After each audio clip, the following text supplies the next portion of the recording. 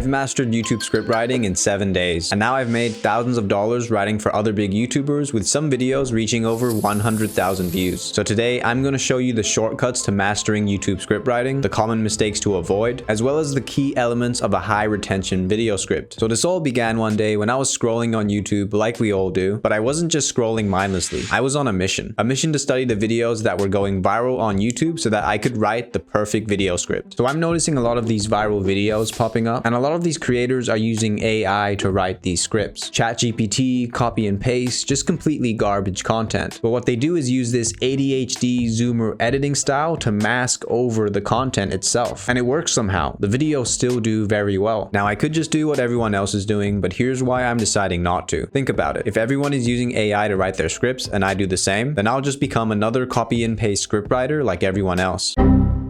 So I need to add that extra bit of depth to my writing. And that's when I came across a video by Film Booth. It was a standard educational video about how to make better YouTube content, but his videos were different. They were actually entertaining to watch, and I found myself binge watching his entire channel. But how does he do it? So the trick I noticed from Film Booth was that instead of teaching the concepts, he would have the video be one whole big story. And in this one video specifically, he has a storyline of him driving to his friend's wedding. But on top of that, he sprinkles in metaphors of him washing his car to explain the key concepts of the video.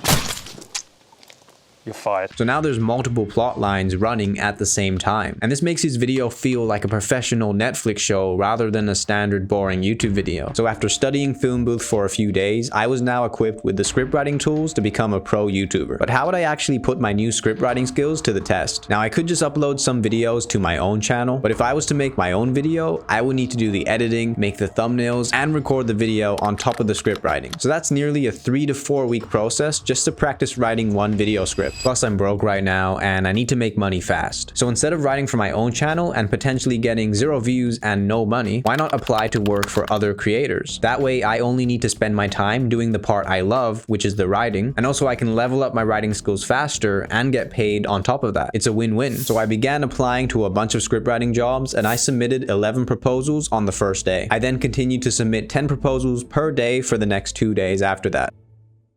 Okay, so none of the jobs are responding to me, which is very frustrating. I know that I just made a new account, but it seems that job history is very important on Upwork. And since I don't have any past experience, then why would somebody choose to work with me? Especially considering that I'm gonna be one of the more expensive options. Because there are a lot of writers from third world countries who are willing to write scripts for under $20, which I can't compete with. I'd be better off working at McDonald's if I was writing a script for $20. That's like $2 an hour. But when I was starting to lose hope, I had an idea. I've hired video editors through Upwork in the past, so what if I made a job listing for script writers? That way I can see what the competition is doing and hopefully figure out what works and what doesn't. Okay, so we have some proposals for my script writing job, and to be honest, a lot of these proposals are copy and pasted from ChatGPT, and the samples they show actually aren't the best. Honestly, I think I would be one of the better writers on Upwork. I just need a way to market myself properly. But amongst the proposals that stood out, I noticed a common trend. The proposals that caught my attention were ones where they linked back to a YouTube video that had gone viral previously, and that served as proof that they knew how to write good scripts. But you see, I know the tricks of the trade. I've hired video editors in the past where they claim to have edited some epic video, and then I hire them and the quality's not what they promised. And judging from the writing in this proposal, I think this dude's lying, bro. There's no way this is real. I want to emphasize my unwavering commitment to confidentiality, I can't even read that,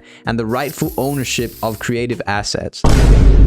Like, what is bro yapping about? Nobody speaks like this in real life. But wait, you want to know something cool? I actually have my own YouTube channel, and I have a few videos that have gotten a decent amount of views. Nothing crazy though. I've gotten a few videos around the 30,000 mark, but it's still something, and it's literally me in the video, so that adds that extra layer of proof. So I started implementing this new strategy to my proposals, and it worked. I finally got my first scriptwriting job for an MMA video, which is cool because I'm an MMA fan myself, but the pay wasn't the best. I was still working below minimum wage, but it needed to be done. We needed that first job and my first 5-star Upwork review. That way I could get the ball rolling with my profile. So I'm working on the script, and here's what I've learned. So I'm writing about the most brutal MMA knockouts, and in order to fall under fair use, I need to add in some commentary on the knockouts. But after looking at some of the competitor videos, I'm starting to notice a trend. Instead of showing the knockout first and then giving the backstory afterwards, a lot of these videos are giving the backstory first in order to build up the tension, and then they show the knockout afterwards. And this is a clever way to boost audience retention. If you show the knockout first, then most people are just going to skip forward after they watch it. So I got the first script done and I'm feeling good. So I asked my client if he could leave a review on my profile, and then he disappeared into the sunset. I never heard from him again, sadly, but it wasn't the end of the world, as I was now beginning to get a few more jobs, which meant more opportunities to learn the craft. It also meant more money too, but it wasn't a completely smooth experience. So I'm getting more work, but now this writing gig is taking up more time in my day, and the pay still isn't where it needs to be. I'm on minimum wage right now, and writing is something that takes a lot of brain power. So it's not something I can grind for 8 to 10 hours a day, because as the day goes by, I begin to burn out. So I needed to level up my script writing skills, that way I could command a higher rate. And that's when I came across a job that would change everything.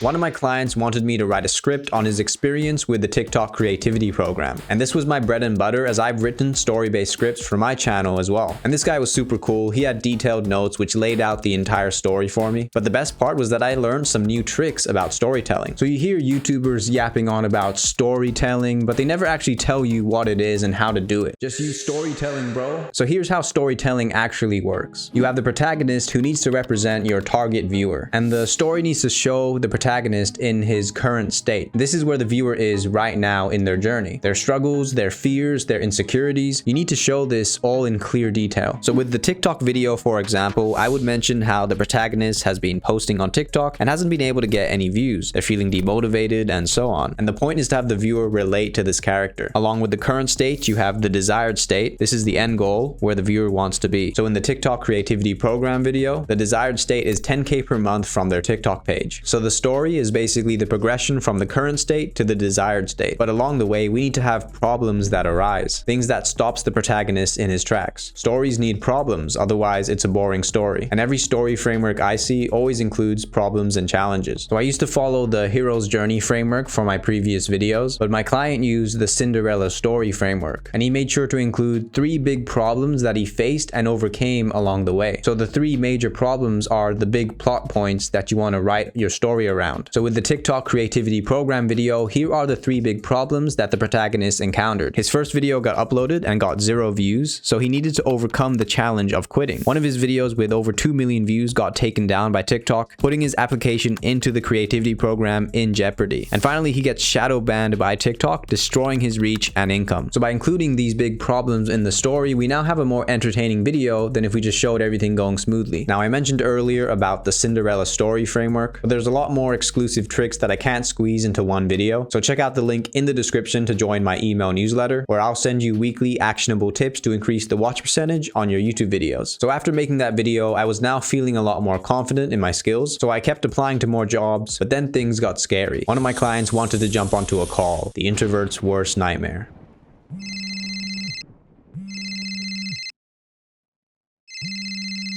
Hello? Ha ha ha, your voice sounds so stupid.